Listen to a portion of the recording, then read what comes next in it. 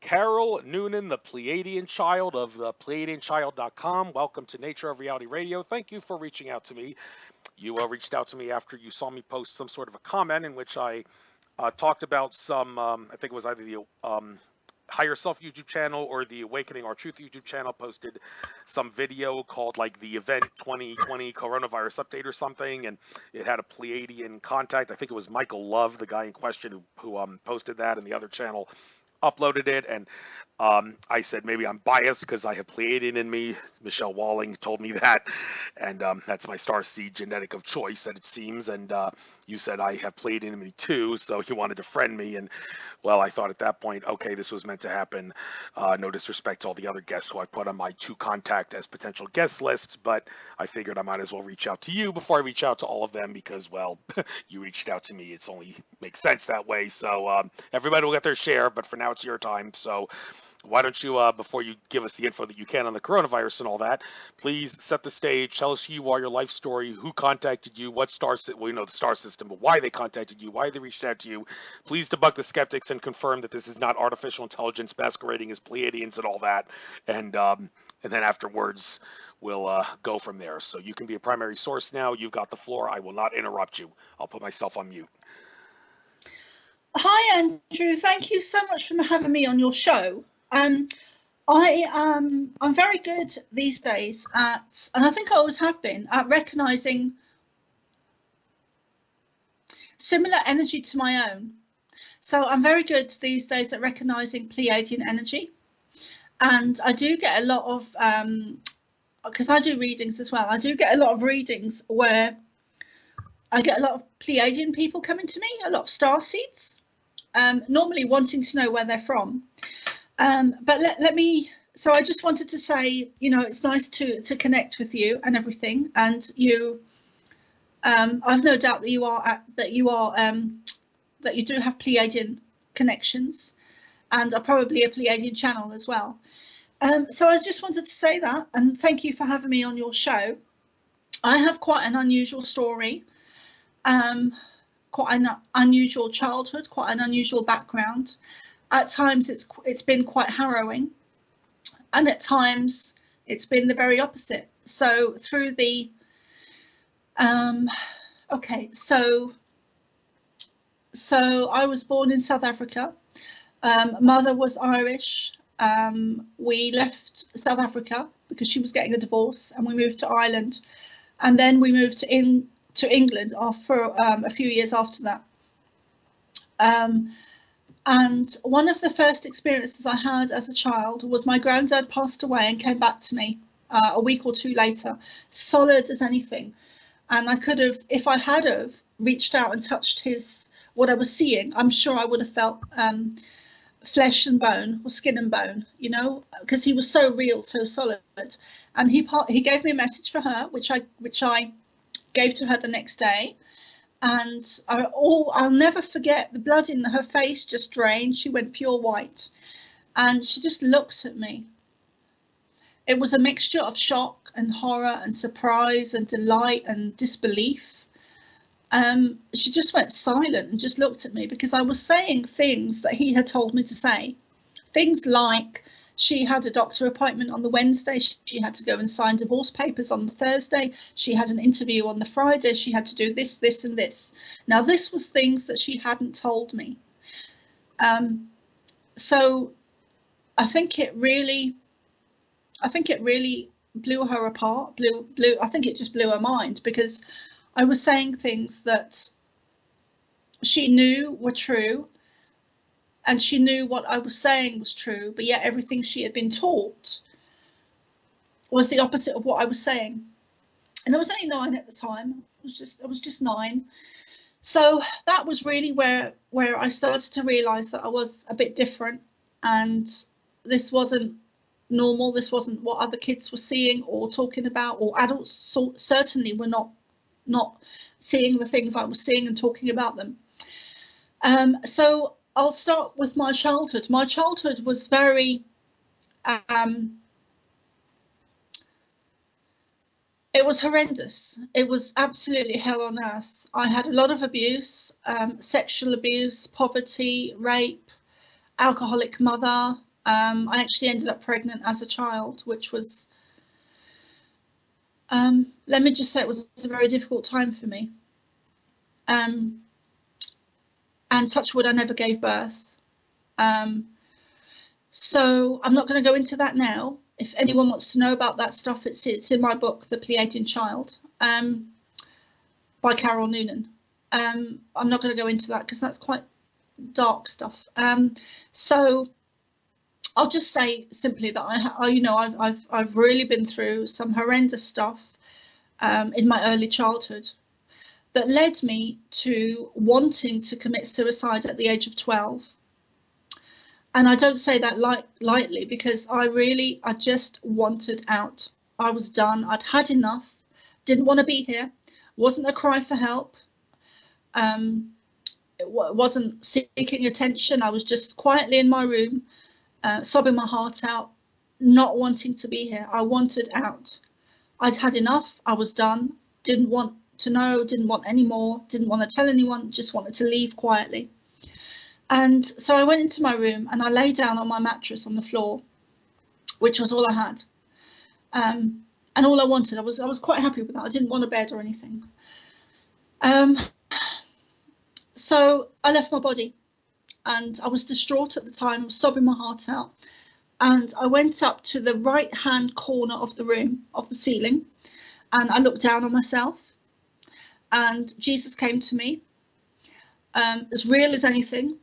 And I went through a tunnel and a white light, and I had the whole out-of-body experience. And I was gone for 3 or 4 hours. And during that time, he showed me my story, my karma, why I was here, why I was going through the things I needed to, and I did need to, what the lessons were, what the outcome was. He showed me everything about myself and my spiritual development and my learning and my understanding and my karma and all of the stuff for myself. I call it the small stuff because it was to do with me. And then once he'd done that, once I got it, I understood why I was here, what I needed to learn, how to move forward, and more importantly, that it was okay and that this would pass. And then once he'd done that and I understood in my heart what was going on and why I was experiencing and had experienced the things I had, once I understood that, then he showed me the bigger picture for humanity.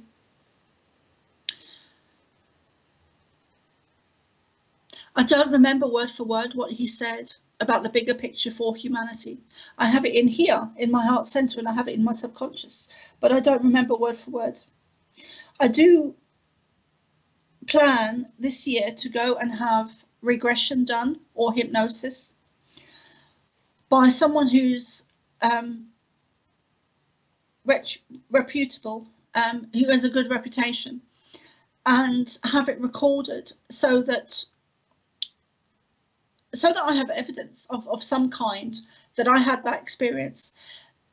Now, when I came back from the experience, internally I was blissful, totally blissful. I'd gone from one extreme of emotion to another, and I came back and I was just so blissful internally for about 3 or 4 weeks, and then that gradually ebbed away. But I was still in the same situation. I was still with the same people. I was still in the same house. I was still with the same kids at school bullying me. I was still had dangerous men around me. Still had my cousin around me who was the guy that raped me. Was still in the same situation, but my perspective and my understanding and my viewpoint had completely shifted and was the very opposite of how I was before the experience. So that really was a game changer for me. That was the start of my awakening. That really, turned everything around for me, everything. So that was quite an eye-opener for me.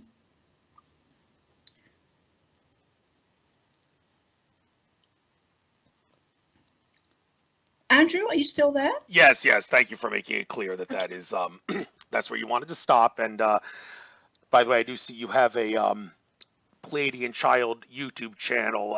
Hasn't been on for any more than a year, and doesn't seem like you've promoted this much because you only have 76 subscribers. I do like to change that for you. I'd like to give you the chance to, when this interview is done, you are more than welcome to kill two birds with one stone and upload this interview to your channel. If you're not recording this now, I'll send you the interview when we're done. So just out of curiosity, I can't help but notice that in looking at you in the video screen right now, you have light blonde hair in your avatar pictures. You have red hair. Please don't tell me you dyed it blonde, because gentlemen naturally prefer blondes. I hope that had nothing to do with it. Was it just a sake of variety choice that you decided to do that? I've had many different hair colors.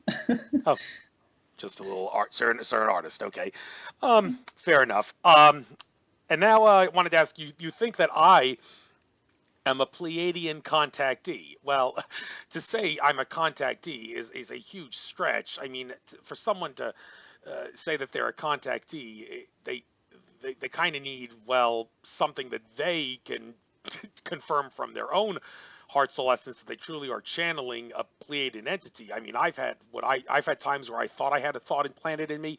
I had times where I was seeing like closed eye visuals of a very profound nature, like the angels were trying to guide me on a path or something. But I've never actually had a experience per se that I could construe as one that would make me worthy of being called a Pleiadian contactee. So what is your criteria for referring to someone as a contactee, in the sense that you suggested that I'm one?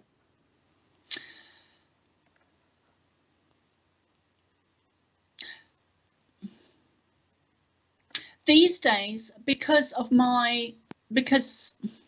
don't like saying, because I'm just going to have to use the words that I know. I'm more advanced than some people, and I'm less advanced than some people. So I'm behind some people and I'm ahead of some people. So these days, because I'm ahead of some people, I'm able to recognize, well, not because I'm ahead of some people, but because of my experiences and my understanding and my knowledge. And it has been a process. There was a time when I didn't. Okay, I'll give you an example. There was a time when someone said to me, "Have you heard of the Pleiadians?" And I said, "No." And she said, "Well, one day you're going to channel them." And I just looked at her and thought, yeah, okay, whatever, you know. I was open. I was very much on the fence, but I wasn't where I am today. So we don't suddenly stand up one day and say publicly that we are channeling the Pleiadians, because it doesn't work like that. It's a process of learning, of understanding, of experiencing, of waking up. And then you get to the next level, and then you do a bit more and a bit more and a bit more and a bit more and a bit more. So it is a process. It comes in stages. And I'm still learning. I'm still channeling. I'm kind of in mid-flow these past few days. I've been in mid-flow of channeling the Pleiadians. But when I get people like you who do have a Pleiadian connection come to me, I do feel it. These days I feel the energy around you, and I'm always feel very drawn to Pleiadian energies on Earth. I feel very drawn to people like you who have a Pleiadian connection. And I just feel it. I feel it. I feel the energy of the person, and I also feel the energy of the Pleiadians they are connected to or connecting with. Now, a lot of the time, what happens with people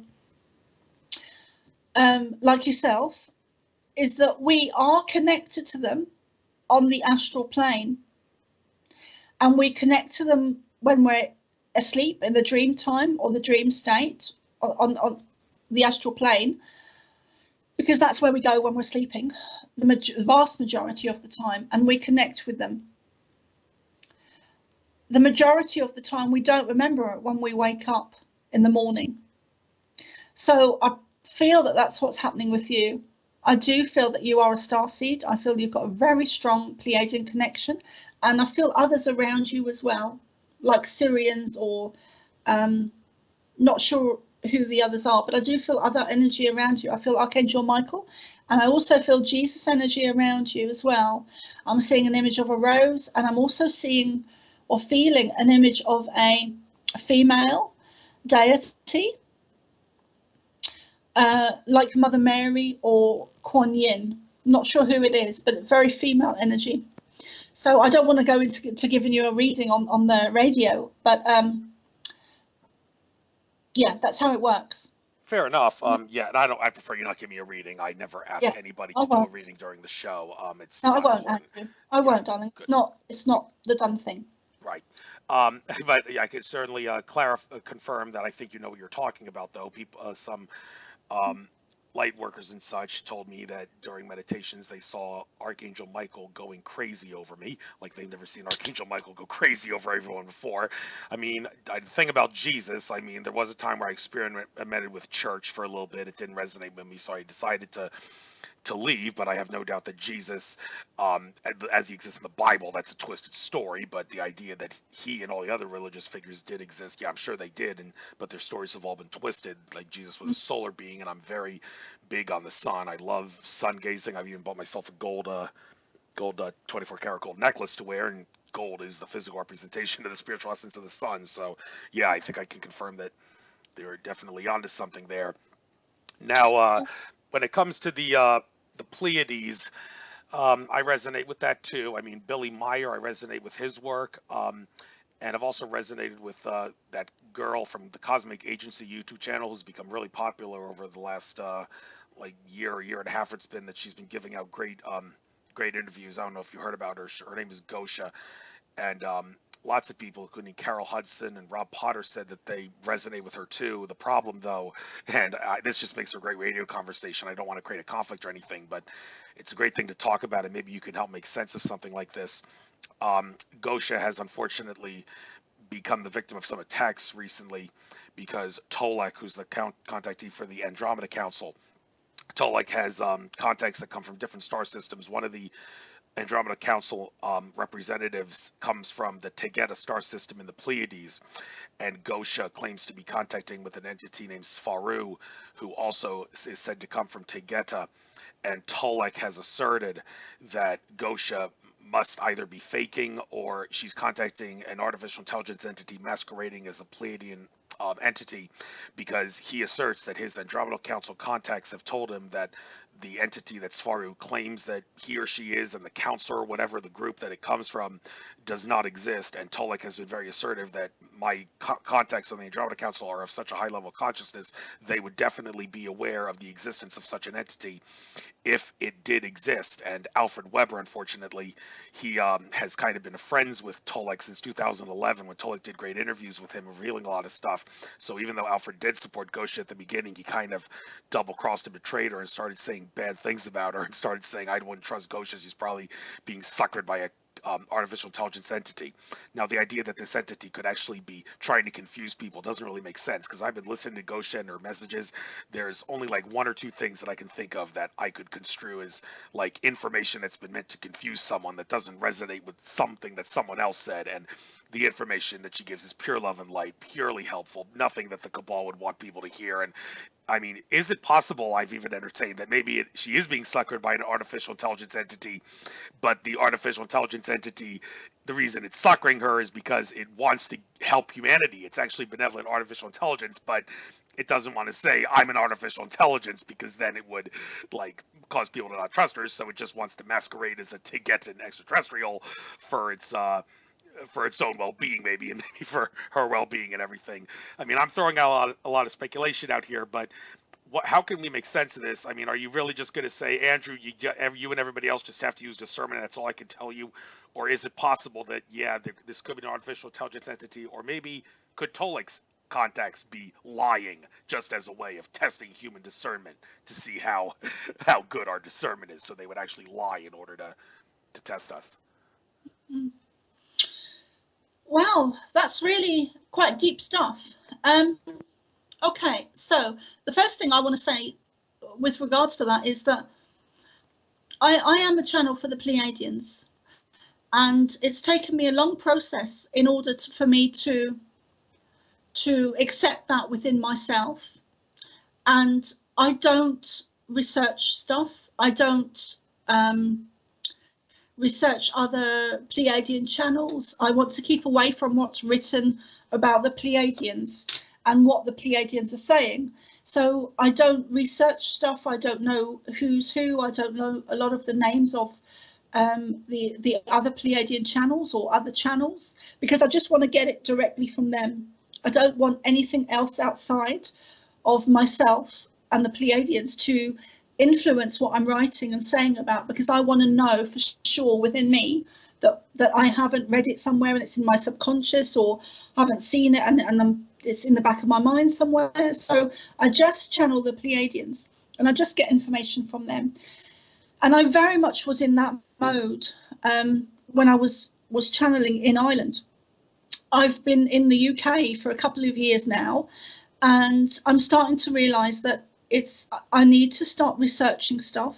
I need to start researching some of the people that are coming out now, like Gosha, you said it was, and making more connections with people of a like mind, of a similar mind. There is a very dark side to this stuff. I actually feel like I've opened Pandora's box, and I can't close it. Even if I really wanted to, which I don't, I wouldn't be able to close it. But in getting to your question about Gosha, I think it's pronounced Gosha. I don't know anything about her. I don't know anything about, is it Andrew Webb you mentioned? I mentioned Alfred Weber, who runs Exopolitics TV, Okay. and Tolek, who's the Andromeda Council contactee. Okay. Yeah. So with regards to answering your question about them, I feel like I've opened Pandora's box and I couldn't close it if I wanted to.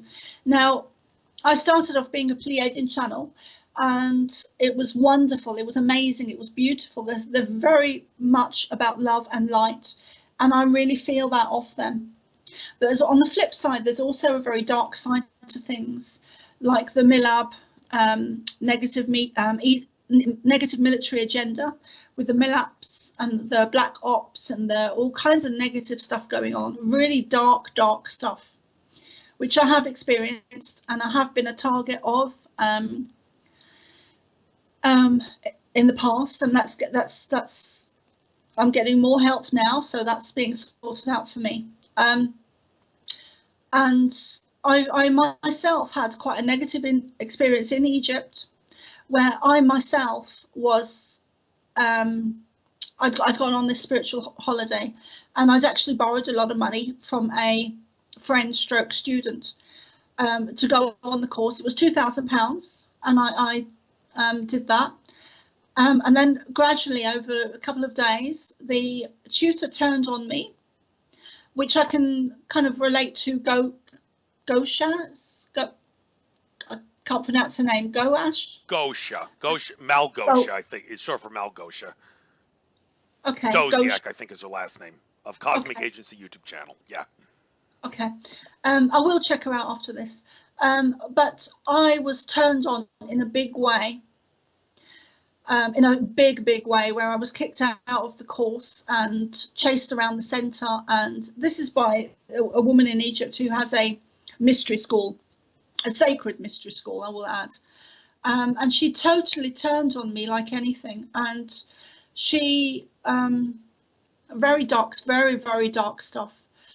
And I'm not going to go into detail about it, but as a result, a very good friend of mine died. Which wasn't it wasn't an accident, so I'm not going to go into that. At some point I will write a book about it when I'm ready, but she turned on me. Not only did she turn on me, but she turned the whole group on me, and there was about 10-20 people there. So people can, and I hadn't done anything wrong. I wasn't working for the negative agenda. I was in my heart, I was connected to the Pleiadians. I know that I was coming from love and light. I know that there was nothing negative within me. But she totally turned on me, and she got everyone else to turn on me as well, which was horrendous. They, you know, I left with them thinking that I was negative and I was bad and I was in tune with negative ET energies, which I wasn't, and thinking that, and they were thinking that I was negatively psychic attacking her and doing black magic. So there is, and I just recently went for a healing session to do with this, and it turns out that the energies she was saying I had within me were actually within her or working through her. So that it's possible that could be a similar situation with the two people involved there. I can't really comment on that, Andrew, because I don't know anything about them. I don't know who they are, where they're from, or anything. But I think that, you know, there's a lot that goes on behind the scenes. It could be to do with ego. It could be to do with, you know, anyone who attacks anyone negatively, when they are, you know, working for their within their heart center and working for the highest good. Anyone that goes after people like us, spiritual workers or psychics or mediums or light workers or Pleiadian channels, there's something very wrong there. Something very wrong there, because even if you believe that to be true, there's something very wrong with the dynamics of a spiritual person going after someone else who is spiritual, especially when they're working in the field. What they should be doing is, you know, maybe she is connected to negative ET energies, or they've connected to her, because they do try and use us. They do try and target, or they do target channels and light workers, and because they know they have internal power, they have ability to move mountains through energy. So we do get targeted by negative energy, whether it's military or Milabs or the Black Ops or negative agendas, whether they're earth-based or ET energy-based, and those two are connected. So the negative military is connected to the negative ET. So wherever we're getting targeted from, to me, it's all the same thing, because they're both connected. They're working in coherence with each other. So, you know, maybe she is being targeted and maybe she does need help, but to attack her is not the way to go, especially publicly. But I can't really comment more than that, because I don't know the whole ins and outs of it. But No but problem. when you target someone negatively, that is the energy you're holding within you. Whether you're the Dalai Lama or the King or the Queen of Rome, or a guy channeling, or a guy connected to the galactic, whoever you are, if you're targeting someone and in a negative way, then you're holding that negative energy within you. Now it's different if you are targeting someone who is in power or in government, or a negative agenda, or a negative being, or a negative influence, or a negative force, and you absolutely have concrete proof that they are doing that, or a corporation that is doing that, or a oil company that is doing that, or a government that's doing that, or a group of people that's doing that, or the chemtrails. It's different when you know without a shadow of your doubt in your mind, and you have proof that that is happening. Then that's different.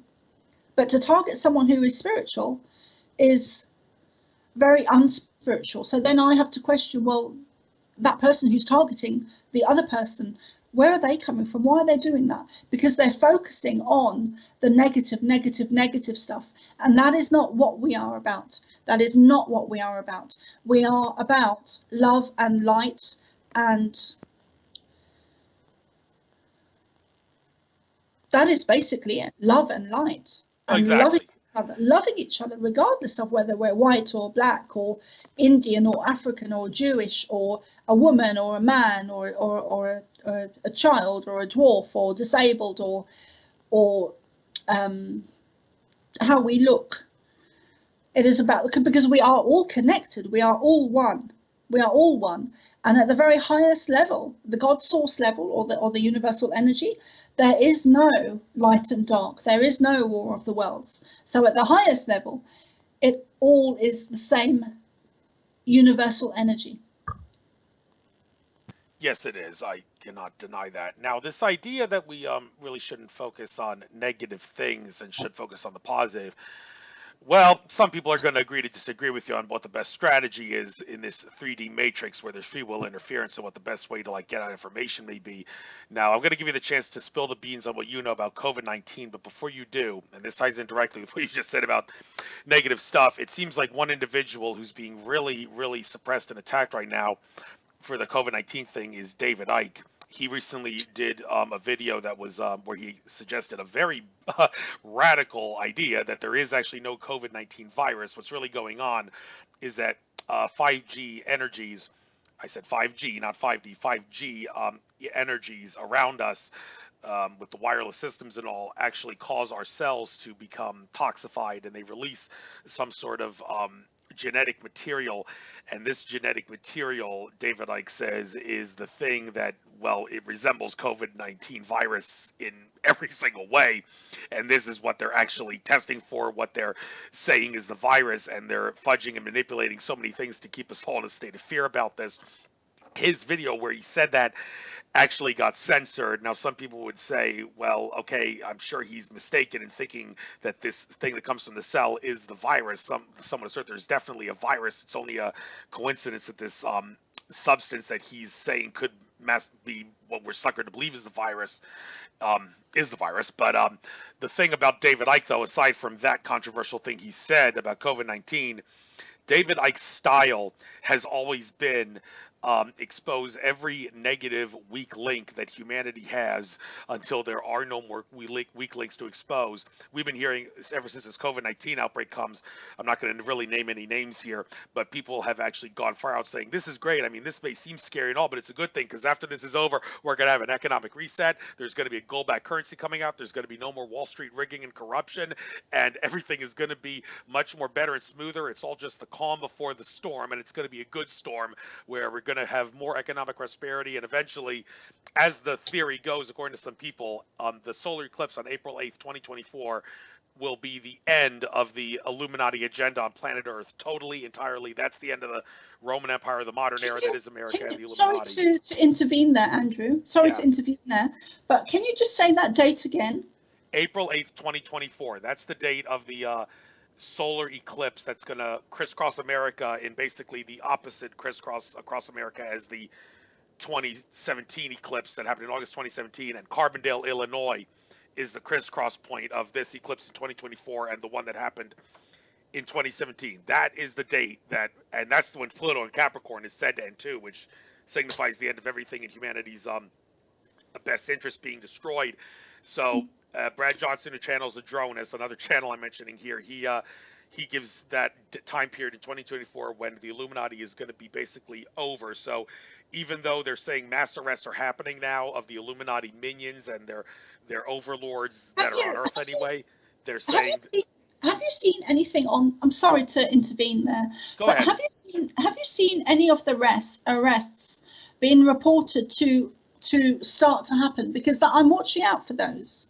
Well, they're not going to say anything on the mainstream news, of course, but the idea is that David Wilcock, he said that there was some sort of like a D-Day-like invasion, like a Normandy invasion that happened recently in Europe of sorts, but the purpose of this invasion, unlike D-Day, is to go into the bunkers and free all the children under that are being through the child trafficking and sex and all that and abuse, and that's been taken out. And now that they've taken that out, they're gonna take the mass arrest a little bit more seriously. That's the theory. And well, the Illuminati's gonna fight back and all, and they're gonna keep fighting back until 2024 when that eclipse will signify their end, allegedly. But the point that I know I'm going off on a little bit of a tangent here. The thing I wanted to talk about, well, give you the chance to say what you know about COVID-19 and whether David Icke, what he says is right. The fact that his video got banned like that, is that a dead giveaway that, well, he was right when he says there is no virus, it's just genetic material that's masquerading as a virus. Let's take this bit by bit, so we don't. Okay. Okay. So I do have a whole load of information to share with you. and I've been in mid-flow of channeling the Pleiadians over the last couple of days, and I have written. I thought I had. So I've recently written a book, an ebook that is published through my website, and that is about the coronavirus. Now, I tried to get it published through Amazon, and they banned it immediately. They're not going to publish it, and they haven't told me why. And I've sent them 2 or 3 emails asking why have you banned this? What is it? Because I asked them in a way because I wanted them to give me an answer, and they won't. But I asked them what I did wrong so that I can change it. Now, I wasn't going to change anything, but I wanted them to say what I did wrong, what they think I've done wrong. So they haven't answered me, they haven't responded. So I've had to publish it on my website myself. And since I did that, I've had new downloads of information coming to me. Now I'm very clear when I channel the Pleiadians. I'm very clear that I don't watch the news as much as I can. I don't read anything. I don't, I'm just in that space of downloading the information. So the information I have is from the Pleiadians. Some of it is channeled in the first section in the first book, because I haven't uploaded the other information yet because it's still coming to me. So I'm going to call it book 1 and book 2, or update it. But so the majority of what I've written in the first book is channeled, and I'm going to have to update it when I feel that the information has stopped and that they don't need me to say any more. So I've watched both videos about what David Icke is saying and what David Wilcox is saying. I resonate with both of them. I think they're both amazing people. I think they're both very spiritual, and I think they've both got a lot of truths to share and to say. I think they're both starseeds. I think they're both here with a mission, with a purpose, with a reason to share and to teach the spiritual stuff. I think we're going to need them when the shit really hits the fan and people like them. Okay, so I'm going to start to go into the information I've been given recently and over the years. So basically what's happening on Earth now is that this is the biggest event in humanity's history of mass awakening. It not only affects the coronavirus, the coronavirus is not the only thing that we're being shown. So if you're in a theatre and you're looking at the stage, we are being shown the coronavirus on the stage.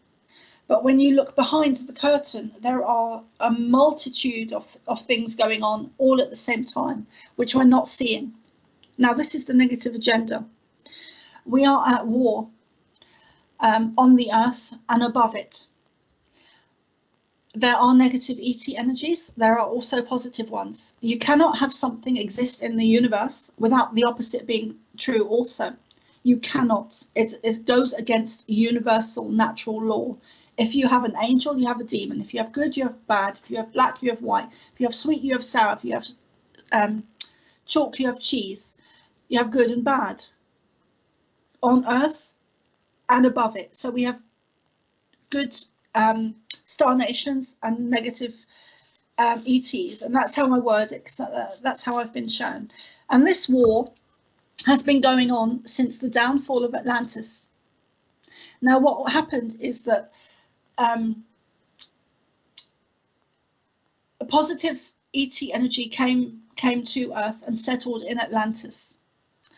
And they lived there very happily, very blissfully, very peaceful, very innocent, quite vulnerable to attack. Their energy was very different, operating at a much higher level, a much higher frequency. They had huge temples of crystal. And I've seen this myself, so I know what I'm saying is spot on. Because I don't tend to, I could be told that the sky was blue. Maybe that's a bad example, but I could be told white was white. but unless I channel stuff, I'm either on the fence with it or not, you know. So I know what I'm being shown is accurate. I absolutely know it in my heart and my soul that what I'm being shown is accurate. So that the Atlanteans, they were operating at a much higher frequency, lived a lot longer, had a lot more healing abilities, a lot more abilities than we do today, and operating on a very much higher frequency, much more spiritually aware. And then they were seen from above by negative ET energy, who, and I don't know the time period of how long it took the negative ET energies to come in and invade and overtake Atlantis, but they did do it. They didn't do it overnight, but it took it took a period of time. I don't know what that period of time was, but they did do it. They came in, changed the DNA, and corrupted and infiltrated and turned everything bad, which began the downfall of Atlantis. And then it was swept into the sea. Now, I do believe that that Atlantis is at Antarctica. I do believe it's beneath the ice at Antarctica. So that's what happened. We're on a very parallel time frame to Atlantis and what happened then. Except, and here's the big thing, except that we are aware, a vast majority of us are awake, aware and conscious and know what's going on, know that there was a war between light and dark, between negative and positive ET energies, and that it's a war for ownership of the earth, and that's what they want. They want ownership of the earth. Now, at Atlantis, they didn't see it coming. We do. But there is a huge similarity between, and David Wilcox does say this, between, and I know it to be true because the Pleiadians have told me, but it's a very important, significant parallel link between what happened at Atlantis and what's happening now on Earth. It's almost like it's replaying itself again, like history is repeating itself again. But this time we do see it coming. The Atlanteans didn't see it coming because they were operating at a much higher frequency, and the lower frequencies, they weren't able to, it's like a radio station. They were at opposite ends of the spectrum. So the Atlanteans didn't see the negative ET agenda coming, and it just hit them and it blew them out of the water. And that was the beginning of the downfall of Atlantis. They also, the negative ET energy at the time, they also changed the DNA of us, of humans, of humanity. They changed the DNA. I don't know how they did it, but I know they did it. I also know, believe that because they've showed me that the Pleiadians created us in their image. So we are genetically created by the Pleiadians. That is my belief. That is my understanding. That's what I know to be true. There are others who would disagree with me, and that's fine. But they don't have to attack me for my beliefs. And that's why I'm in support of David Icke. Because he will speak his truth. It doesn't have to agree with me, but we don't have to have war about it. We don't have to we don't even have to disagree. We can just say, well, you know, that's okay, that's fine, David, but I don't agree with you. Let's go and have a cup of tea, which is something that he himself will also say. And I've heard him say that, you know, we don't have to go to war because we disagree, or go to war because we're a different colour. You know, we're all connected on a deep level, on a higher level. We are all God energy. We are all source energy. We are all connected. We are all one. And the negative agenda is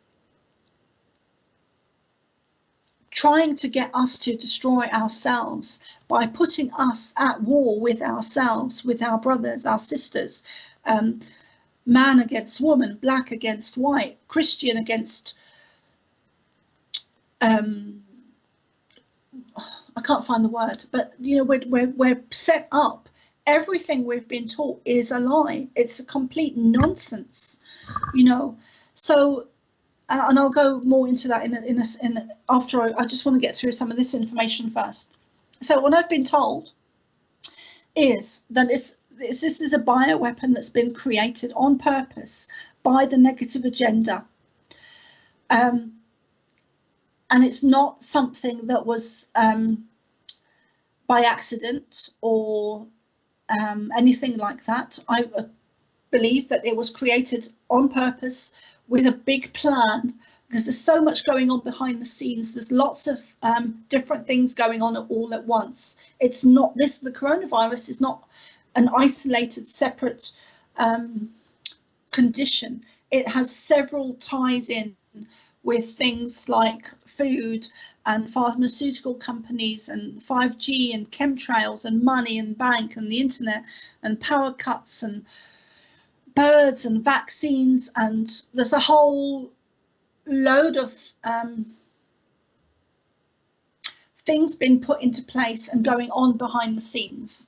So it was a bioweapon that was created by the negative agenda, who are ruling our governments, who are in control of the large corporations, the Illuminati, the secret societies, the banks, the supermarkets, the pharmaceutical companies, a whole load of people in power. Okay. Do you have any questions before I go through the other? Well, yeah, since you're giving me the chance, I might as well point this out. Just the side issue about David Icke and why he chooses to give out information in the way he does. Some people have gone over the extreme here, like Lily Earthling Kosalova, who's probably going to leave a comment on this because she's down on the Facebook group for my show and whatnot, and also on the videos, likes to have a field day debating this kind of stuff. She actually went as far as saying that David Icke actually feeds off of our fear energy, and that's why he spews fear porn all the time and doesn't really talk about things that some people may prefer him talking about. Like, why isn't he talking about mass arrests happening? Why isn't he talking about maybe an economic reset happening and this coronavirus being a cover for that? Well, David Icke's made it very clear that he thinks that talking about that stuff could potentially make humans act like couch potatoes and sit on their asses and do nothing and think, oh my God, we're going to be saved by all the white hats and I could just sit on my butt and do nothing, and all these mass arrests are going to solve the problem. And well, David Icke does not want people to think like that. So he prefers to give them a nice kick in the pants by spewing fear porn to make them, well, not go about it that way. But Can I just intervene there, Andrew? Yeah. It's just because if I don't, I'm going to forget it. And that I have quite a bad memory these days, and the reason for that is because of my because I've been attacked so much by the negative and MILAPs and the negative military influences that have been attacking me for a number of years now,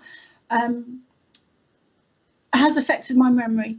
And if you research into the MILAPs and the negative military, they do. That's a very common symptom. They do affect the memory. So, and for that reason, I do have to write everything down as well. And I just wanted to say that, you know, someone asked me years ago, I was given a reading years ago in Ireland, and someone said to me, what do you think of David Icke? And I said, well, I really like his work. And this was like 10, 20 years ago. I really like his work, but I don't like the way he puts fear into people. I don't like it. Now I get it. I absolutely get it. You know, he's been talking about this stuff for 30 years, and he was ridiculed. He was taken out the piss out of on internationally on a mass scale. You know, people laughed at him. People walked down the street. People must have acted in a much more negative way to him as well, calling him names and things like that. And I'd be surprised if people hadn't spat at him at some point. So, but now I get it, because I don't think now, and I did back then, I did 20 years ago, I didn't like his work because, well, I did like his work, but I didn't like his approach and how I thought he put fear into people. Now I have a different understanding of where he's coming from, because I think at times I put fear into people as well. That's my thoughts now, that I must put fear into people sometimes. When I start talking about the war of the worlds and negative ETs and being attacked by the military, black ops, and being targeted and having my phone listened to and being bribed and being offered money and all kinds of horrendous stuff, I must put fear into people. And because I'm so passionate about it, this is my life's work. This is why I'm here. This is my mission on Earth, is to help raise the consciousness of humanity as a whole. And I absolutely believe that he is very similar in that he is on a similar mission, like a lot of other starseeds. Probably has no idea that he's a starseed, but he is very passionate. And I think when you're very passionate like that, like I am, and he obviously is, when you're passionate like that, some people are going to get scared because there is no filter. I have no filter of what I will talk about. And it's very, very dark stuff. And he doesn't seem to have a filter either. And I think the way he comes across, he does put fear into people, but I don't think that's his intention. I think he's here to wake people up. And I think that he's not going to hold back in the way that I'm not going to hold back.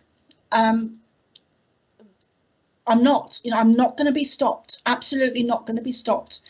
And I hugely get targeted, and I know he has as well, but he's been saying these things for the last 30 years. And I've got to the point where I think he's passionate, because he does describe it as being in a lift, and lift doors are closing. And unless we put our arm through that lift door and say, no, stop, this is not right, this is not okay, and I'm not having it, the doors are going to close. So yes, I'm about love and light, but I'm also now at a point where we have to take action. We cannot allow this to be the end. We have to stand up, raise our energy, speak out, shout it out if we have to, not through fear, but through passion. People are waking up now on a mass scale like this never happened before on Earth. This situation has so much going on behind the scenes, so much. So I don't think his intention is to put fear in people. The media's intention is to put fear in people, however, and no one is seeing that. No one is saying, well, I mean, some people are, but no one is saying, oh my God, the media is saying this and saying this, and oh my God, how can that be true? And yet they are saying that about David Icke. He may be wrong, he may be right, but he's up there speaking his truth. He's got a very strong backbone, which I highly admire.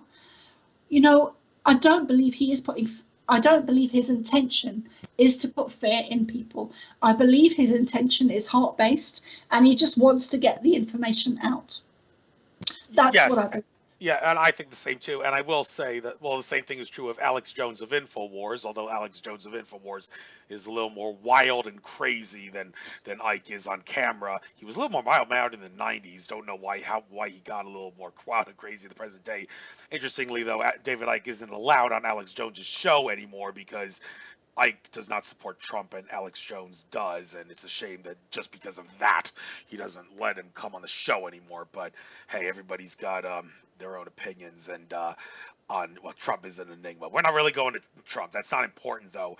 But one thing I do want to talk about a little more detail now, and by the way, let me just say, I do think what you say, listening to David Icke and also Alex Jones too, don't think of it as, oh my God, he's scaring me. No, they listen to that to make a man out of you. And if you're a woman, well, make yourself a big tough girl if you're not a man. And well, because I say, listening to Alex Jones and David Icke made a man out of me, helped me overcome my fears. And I think that that's what they want to do for the sake of expanding love. So, and you can agree to disagree on whether or not their style is the best, but whatever. Anyhow, moving on, I do want to get into the thing about genetic manipulation of humanity. Now, the thing about the fall of Atlantis, the general timeline is about 13,000 years ago when we actually had another galactic alignment like the one in December 2012, although 13,000 years ago was a summer solstice alignment. rather than a winter solstice one, that was when Atlantis fell, and it was said that Atlantis fell for a couple of reasons. One, they were using their crystal technologies for service to self instead of service to others' purposes, and well, that kind of from a maybe consciousness law of attraction standpoint enabled the negative energies and entities and reptilian aliens from Draco, whatever, to come in and invade the Earth. But and you said they tampered with the genes of humanity. Well, the thing is, they've been tampering with, and when I say they, it's not just the reptilians from Draco, it's also like malevolent Anunnaki factions that Zachariah Sitchin talks about, and some malevolent ETs from other star systems like the Pleiades. But Zachariah Sitchin's work, his work is validated by some like Akashic Records readers, among others, to be very accurate, and that we're talking about 300,000 years ago.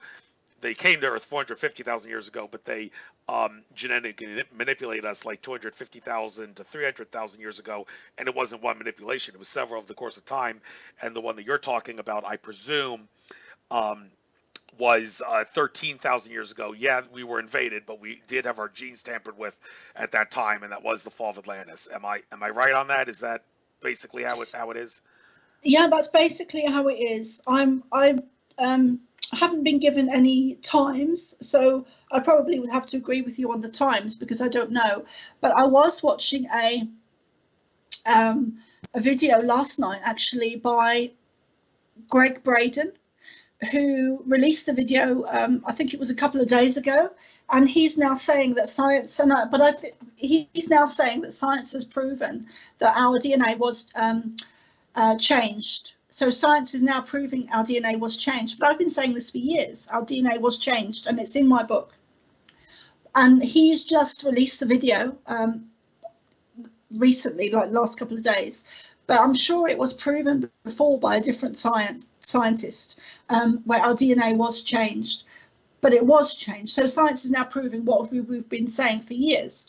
But it's a very similar time. There's a big parallel for what happened in Atlantis to what's happening now. So I know there's only roughly an hour left. I just want to get through this information because this information, they keep stressing upon me a sense of urgency to get this out there. So I'm trying as much as I can to get it out as much as I can. Okay, I do want you, Judge, before you do, yes, I want you to get it out, but at the same time, if you could make sure you really, really get the key stuff out, and maybe, I hate to do this to you, but maybe do it on the fly because I'm looking at your website and I see that some other things that we can talk about, like Easter Island, Secrets of Egypt, Power of Prayer, Dinosaurs Walk with Man. I do want to talk about that stuff, if for only maybe 7 minutes on each subject. So I'm going to ask you to maybe get the key info, but please try to do it on the fly some way so we can get out some of this other stuff on the Pleiadian School of Light material that you have on your site.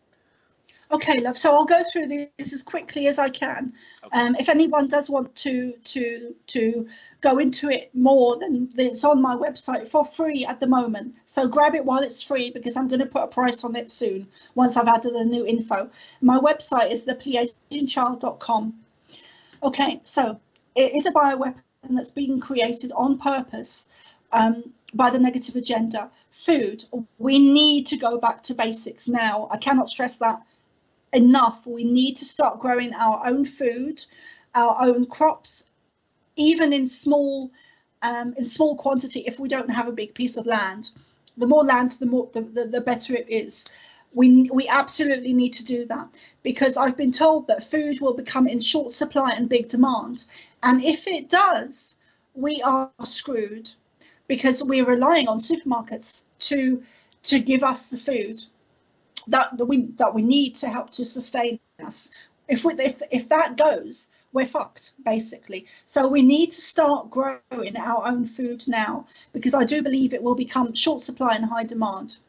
GMO crops and chemtrails are real. Supermarkets and pharmaceutical companies have huge control over us, and we need to come away from that. We need to take back our power, our divine right. We need to take back our power and not give away our power to supermarkets, pharmaceutical companies, banks, the big corporations that are ruling us. Medications are not good for us. They can cause several different complications. So we need to come away from all of that stuff, the stuff that really rules us, the food, the banks, the pharmaceutical companies, the three major players. We need to come away from them, take back our control. 5G also has an important part to play in this. And that hugely affects our energy, our systems, our bodies in a huge negative way that they don't understand yet. So mostly understand yet. So that's really something that's very negative on our systems. If you imagine a plug being plugged into a socket and it frazzles, that's what it's going to do to our systems.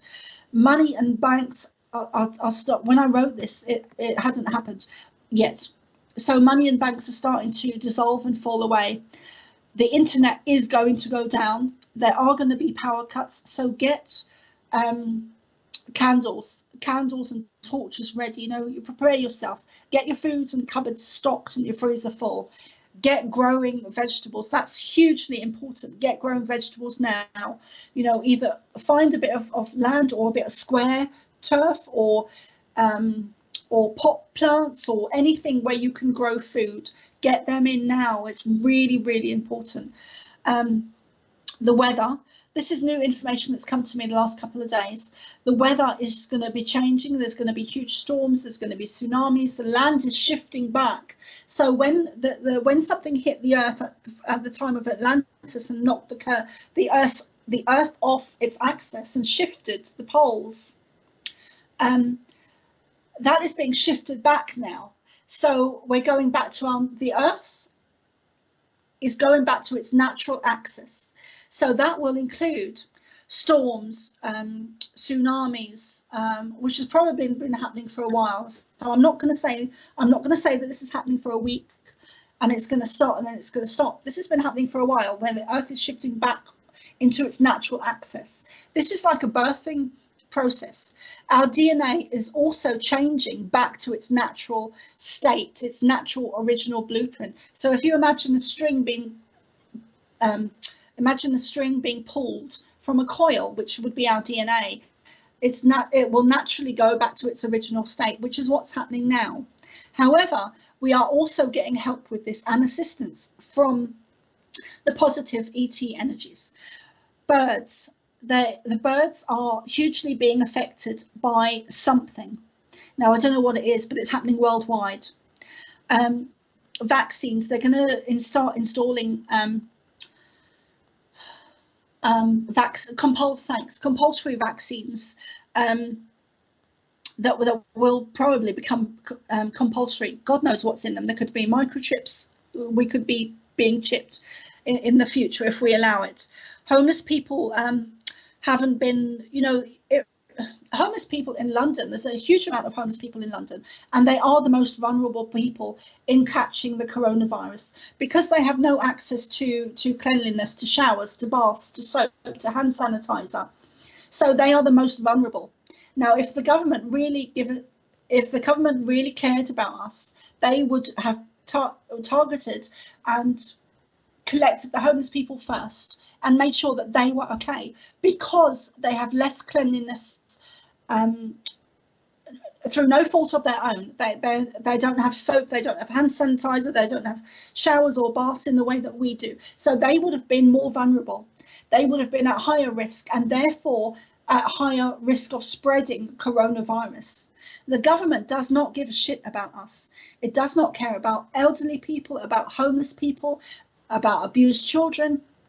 It does not. So if it did, they would have been the first group of people that it would have come to save, because they are at a higher risk of carrying and spreading the coronavirus, and they haven't. I haven't heard anything in the news about them doing anything. There's going to be mass sightings of UFOs around the world, and they are here en masse like they've never been. I wouldn't be surprised if there's going to be landings or sightings or some kind of disclosure that is genuine. I'm not saying that there's not going to be a fake one, because there probably is. However, there is going to be genuine, at least one genuine sighting where they come and connect with land and connect with us. and that nothing is shown on the news about the mass sightings of UFOs, and there are mass sightings of UFOs going on. And I also believe there's going to be where they're coming, landing and connecting with us. There are natural remedies as well. There's two waves of energy hitting the Earth at the moment, one positive and one negative. Ascension. This is to do with the ascension, where our energy is raising, our vibration is raising, our consciousness is raising.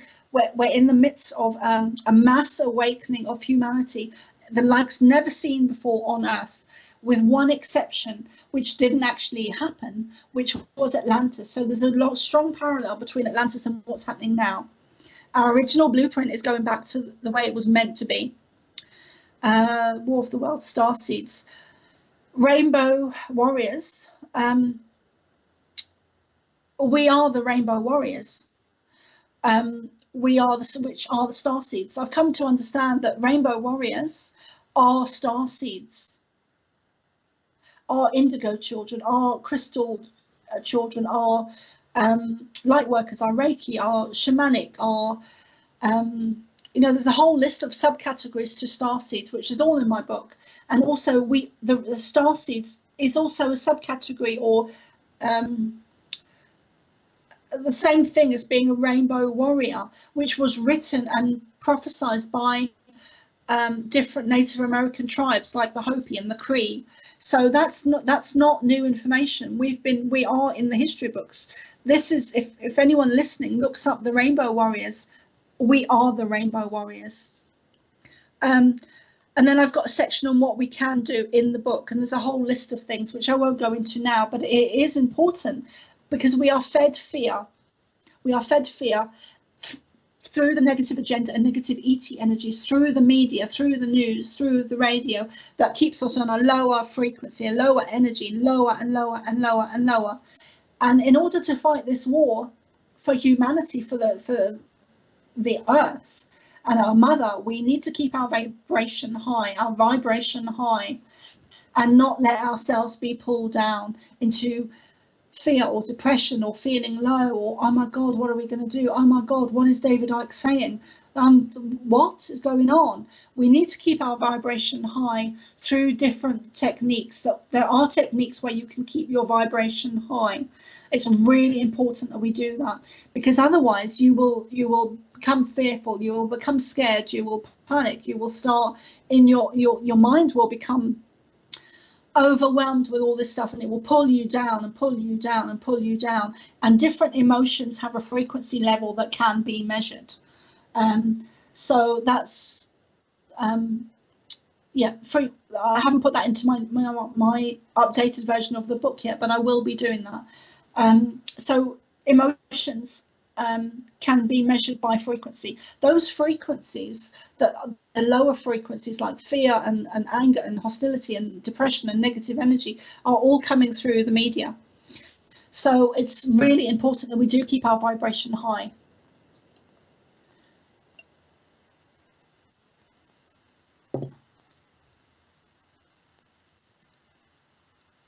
Okay, so you're done talking now, right? I am, Andrew, sorry. Okay, thank you. I saw you getting the drink on the screen. I didn't know if you just wanted to pause there, but thank you for pointing that out. And you've given, it's only pie time, 3:14. So I guess we have plenty of time to talk about some of these other things. Well, first of all, let's get the negative stuff out of the way. Under the services page, missing persons and police work. Now, David Icke's talked all about how the reason there's so many missing children that will never see the light of day is because they've been kidnapped by people who work for the Draco reptilian aliens, who like to eat and drink the blood of children and feed off of their loosh energy. Well, hopefully that's not going to be happening anymore, because the word on the street, according to people like David Wilcock and some other researchers, is because all the child trafficking underground bunkers and all, where child abuse, sex, and whatnot and satanic rituals have been all but taken out. So that should definitely decrease. It's a shame in this society you got to be a child molester to get in the government or corporate high positions. That's going to end soon, hopefully. And police work now.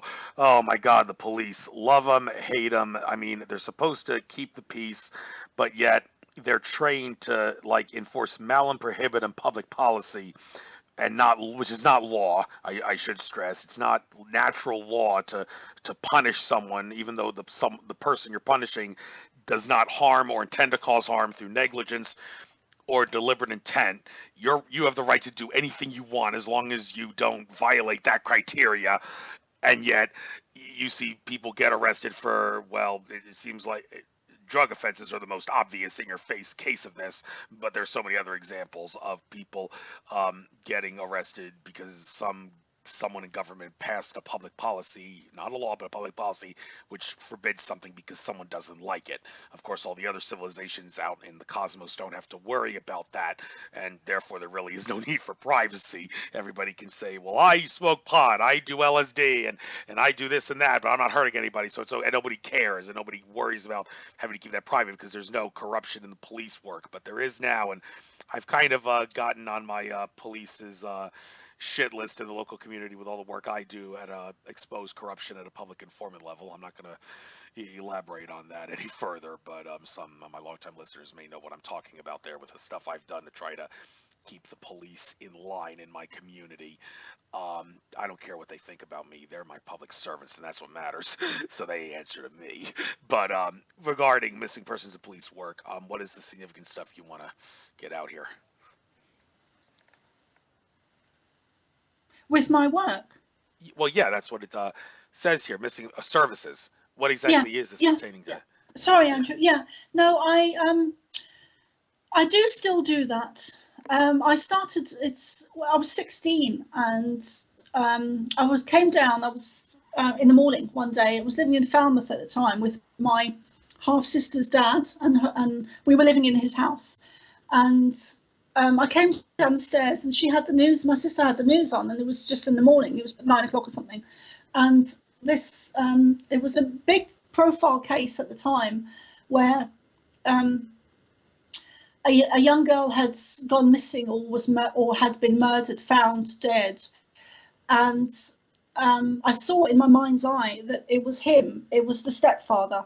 And that hadn't been discovered yet. They hadn't discovered that yet. But and that's what unfolded. But so I was seeing images of what had really gone on in my mind's eye. I'd seen images, so I was getting the information psychically. But I don't really. So I have worked for the police before. I have worked for findme2.com, which was a guy in America who was a policeman, and then retired and started to set up a charity using with the help of other psychics and mediums to find missing people. So I started working for his charity, findme2.com. I don't really, unless I don't really kind of advertise that service anymore, unless someone comes to me wanting to help to find someone, which I do. I do still do it. I don't do it as much as I used to. I tend more. Oh, okay. So you're the kind of person that was like the psychic who wants to help the police. Okay, I get it. That's what this is. That's why this is under the services thing. That's the stuff. No, I used to. There have been cases that I have worked on the police with. Okay, and I'm dying to ask you, how do you go about making sure that the police don't name you as a suspect because you knew too much and they don't think psychics are real, so they're gonna automatically label you a suspect because they don't believe you have genuine abilities? I'm sure that's happened more than once to you. How do you go about that? Has happened. Yes, it has. So how do you go about that? How are psychics supposed to deal with that? Well, if they want to help the police but don't want to get thrown in jail because you're under arrest because we have every reason to suspect you now. Yeah, no, that did happen. That happened in Galway in Ireland, where a traveller had passed away, and he came to me in spirit and kept telling him to go away. I didn't want to help. I just wanted to be left alone. Leave me alone. Leave me alone. And I was saying this for about 2 or 3 weeks to him. And he was called Tom and lived in Galway. And he was a traveller, he was a gypsy, and kept telling him to go away. And I kept seeing these signs, missing signs on lampposts and everywhere in the town. And Galway is quite a small town. So I kept seeing the signs everywhere, and I was like, oh. And eventually I got to the point, I said, okay, I saw the final sign on the wall. I was like, almost walked into it. And I was like, oh, for God's sake, okay, I'll have to help you. So I went and I called the family and got in touch, and then I went to the police as well. And the police guy just was a complete idiot as far as I'm concerned, and wasn't listening to me and wanted to know how I knew the details when I just told him I'm a psychic medium and I've got these details. And then he turned to me and said, well, how do you know? And I was like, oh my God, really? You know? So, and then he started to question me. And I was like, oh, fuck, you know, because he started to ask me exactly what you're saying. He started to question me as if I was a suspect. And I kind of started to back away, mentally started to back away. So I just thought, fuck you, basically. And I went to the family and I just worked with the family. So that's one case where I was under the suspicions of the police. However, it turned out that exactly what I said would happen happened, and his body was found in the water a couple of weeks later, and he had been murdered. So, yeah, I have been, you know, they have suspected me. I feel it's more important to talk about the coronavirus and stuff, because it's such a big event. Right. But before we do, just cover these subjects on the fly, because these are such great subjects that definitely have more to talk about. Let's do them quick on the website here. Indigo, Crystal, Rainbow Children. Now, are you saying Indigo Crystal and Rainbow Children are one and the same, or can you compare and contrast an Indigo Child, a Crystal Child, and a Rainbow Child? Let's quickly knock that out for all the people that are confused about it. Okay. Well, we are evolving. We are evolving. We are becoming more conscious, more awake, we're evolving. Humanity is evolving, and our consciousness is evolving in stages. So indigos came first, then we had the crystal, then we had the rainbow. I believe there are perhaps another 2 more that have came in since I got that information. I don't know what the other 2 are called, or if they've even been recognized yet. So there could possibly be 5. The 2, I don't know what they're called, but you've got you've got the indigo, the crystal, and the rainbow. I'm an indigo, and they came in different stages. So the indigo were the first ones, and then you have the crystal and the rainbow, and then I believe there's 2 more that came after that. So each one would be more aware, more psychic, have more abilities than the previous one. But a starseed so indigo, crystal, and rainbow is a subcategory of being a starseed. So as time has gone on, from about I would say that recognizably from the 1900s, we have evolved. Our consciousness has evolved, and the crystals, the indigos, and the rainbows are part of that. Starseeds are here now on Earth at this time to help to raise humanity's awareness and consciousness as a whole in order for us to survive. And I hadn't realized it was such a big event.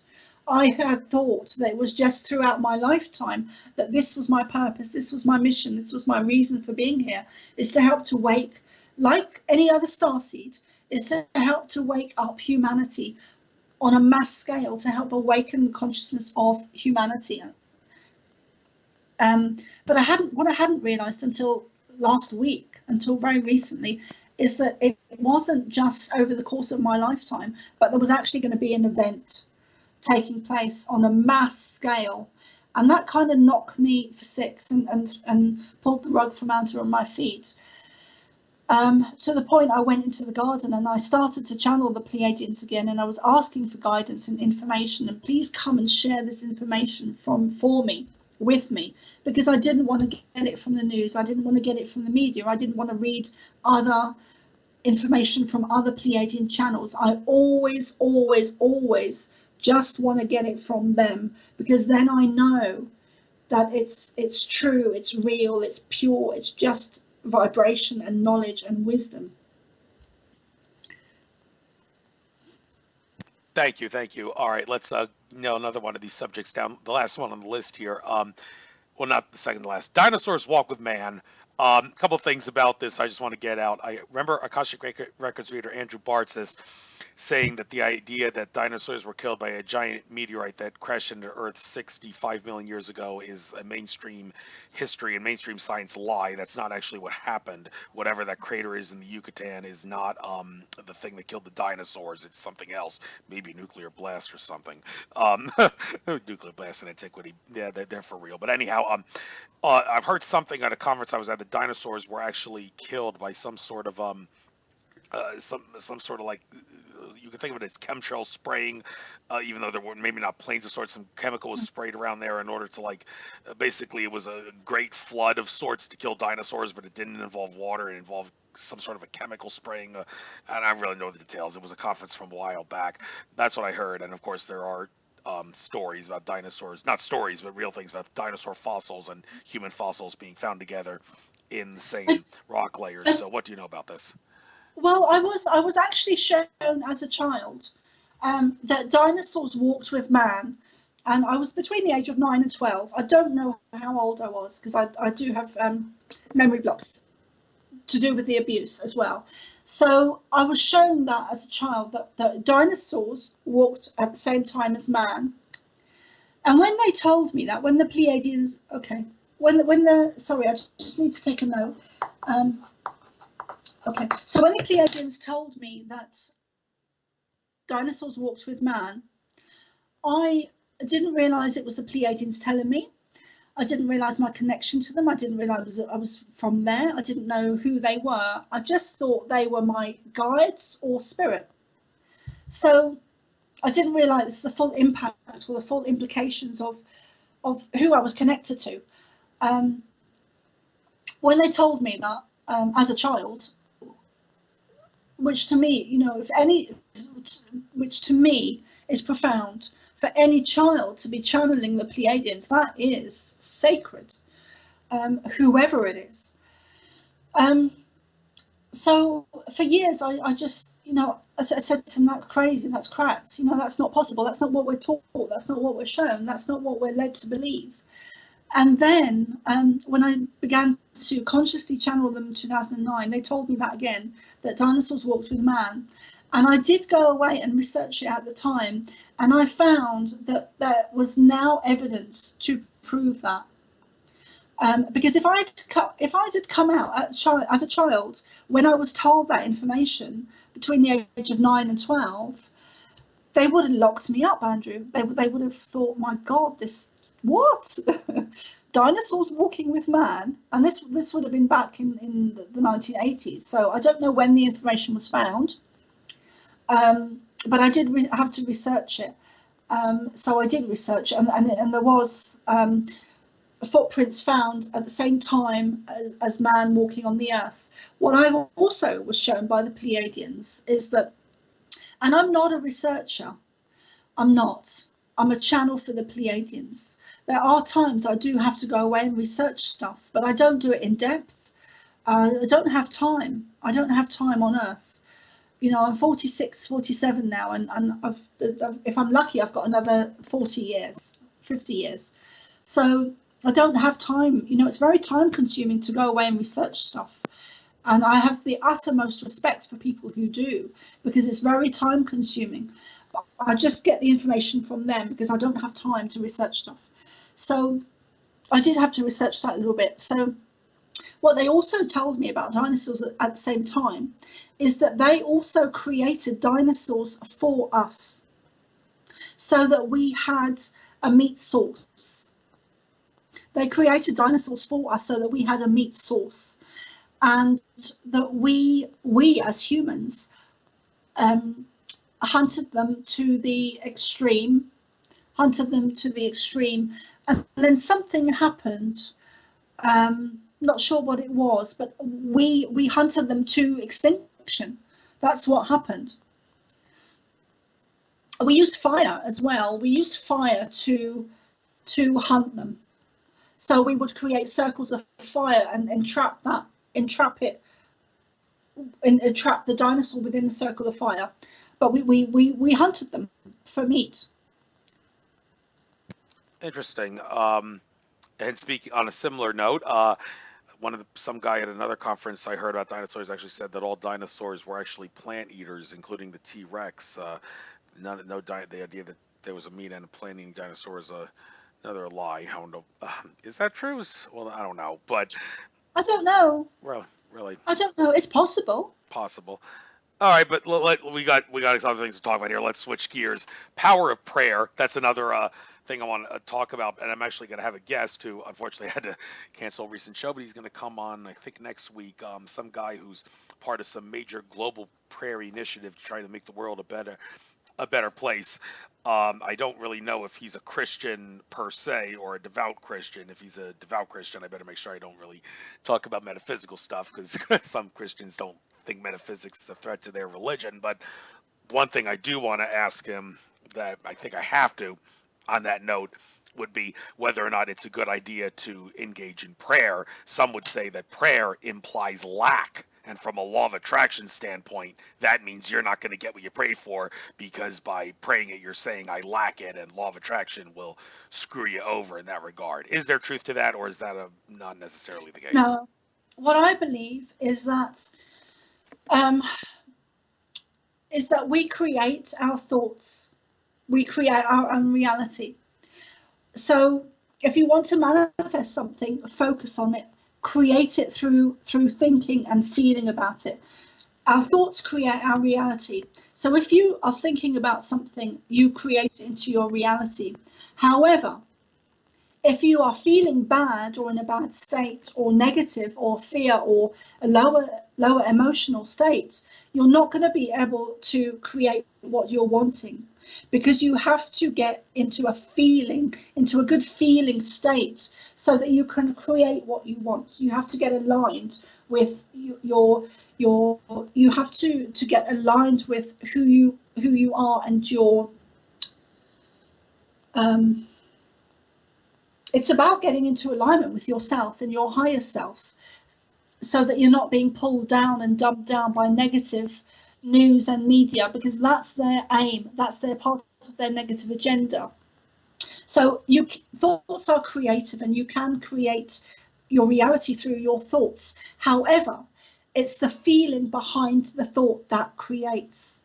So you need to get into a good feeling state. You need to lift your vibration. I do believe in the power of prayer, the power of thought, that we manifest our own things into reality, which is how we got here in the first place. We came from spirit here. Okay, so I don't, with the power of one, if you take one person sat by themselves meditating with the intention of love and light and positivity, on a very high vibrational scale, that will have some effect. However, if you multiply that by 1,000 people, or 1,000 of anything, if you multiply one by 1,000 of anything, the outcome is much greater than the one. So 1,000 people coming together in prayer, 1,000 people coming together in protest, 1,000 people coming together to take action, 1,000 people coming together to sing together, 1,000 people coming together to meditate together, to change outcomes, has a huge effect and a huge impact on us. So it does make a difference. It absolutely does. 1,000 people coming together, standing still and being love, will raise the energy of their surroundings and the energy of the people in their surroundings, in their proximity, because energy flows. It has fluidity, it has movement, it's like smoke, it's contagious, it spreads. So we can make a difference. One person can make a difference. When you take the likes of the Dalai Lama or David Icke or David Wilcox or Lady Diana or Alice Walker or people operating on a higher frequency, like yourself, like myself, people that are awake, aware and conscious, we can change the world. We can make a difference. yes, we do need to stand up and fight and take back our power. We absolutely need to do that. We also, however, need to raise our frequency, raise our energy, raise our vibration, and stand in our power and be love. Be love and be light, because as we raise our own consciousness, we are helping to raise those consciousnesses within our proximity. So when I sit at home and I meditate and I raise my energy, I'm raising the energy around me, which will include my neighbour, who may be 3 foot away or 10 foot or 20 foot. It depends how much I can raise my energy and expand my aura or my electromagnetic energy field around me. So one person can change the world. I'm not really into religion. I was brought up as a Catholic. I became a Buddhist. I shaved my hair off, about to take vows as an Annie, as a Buddhist monk, and I didn't. I went off and worked for a charity in Nepal instead. But I then had to come away from the religion after I was separated, because I didn't feel like I could stay in the Buddhist religion and be part of it, having seen the way my husband was not very spiritual at all. So there's good and bad in everyone. There's good and bad in every religion, in every creed, colour, race, nation on earth. There's good and bad. And the same can be said for religion, for governments, for those in power. But it is ruled by negative forces, negative agendas, who have puppets running around. So that's how it is. They're puppets. Some of those puppets are good, some are bad. Some are aware of what's going on, and some have no knowledge of what's going on at all. Religion is controlled by negative forces. Is absolutely controlled by negative forces, especially the Catholic Church and the Christians. So that's my understanding. And if you don't agree with me, that's fine. We don't need to go to war about it. We're all right. We don't. No, and we don't. although I know earlier you jotted down the date, April 8th, 2024, is that eclipse. When that eclipse, I said that happens at the same time Pluto and Capricorn, end everything that's not in humans' humanity's best interest. Well, that would have to include religion, you would think. Maybe religion is going to be one of the last things on planet Earth that crumbles at the end of this Pluto Capricorn cycle in mid 2024. And all the people that follow religions, I don't want to burst your bubble or anything, but I mean, what could be a better blessing than to realize that you have to give up something that you've believed your whole life in order to attain something better, and that something better is the fact that you're infinite consciousness. You are God, because God is infinite consciousness. I mean, what's wrong with the sacrifice? It seems like a great sacrifice to make to me. But anyhow, let's move on. I want to move on to something else. Yeah. I'm sorry to interrupt you, it's okay. Andrew. Go ahead. But religion is about control. Religion is about control. And if you start researching this stuff and start looking at some of the stuff that priests and holy men and the Pope and people that in high power within the religion churches have done in the name of religion, some of it is very dark, horrendous stuff. So there does seem to be a link between religion and the people in control within religion, especially the Catholic Church, that are seem to me to be very controlled by negative forces and negative energies that are running this planet. So religion is not. I do believe in spiritual, and I believe I am a spiritual person, and I'm very much into the spiritual stuff, which is at the opposite end of the religious stuff. Religion is about control. Money is about control. Food is about control. The supermarkets are about control. The GMO crops are about control. The chemtrails are about control. The school system is about control. The internet is about control and censorship. So the vaccines are about control. We've been set up on a mass scale to be controlled and dumbed down. And this event that we're at now is so critical. It is everything. We either win or we lose. We do or we die.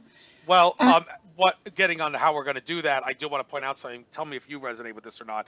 I remember Indigo Child Matas de Stefano saying around the year 2022, I don't remember what month, but about 2 years from now, basically a grid of sorts on planet Earth, a metaphysical grid, is actually going to go through some sort of a ascension process of its own, and what the effect of that is going to be that humanity on Earth is going to be able to get along with each other better than they would otherwise if this grid connection ascension thing that's happening in 2022 is not going to happen.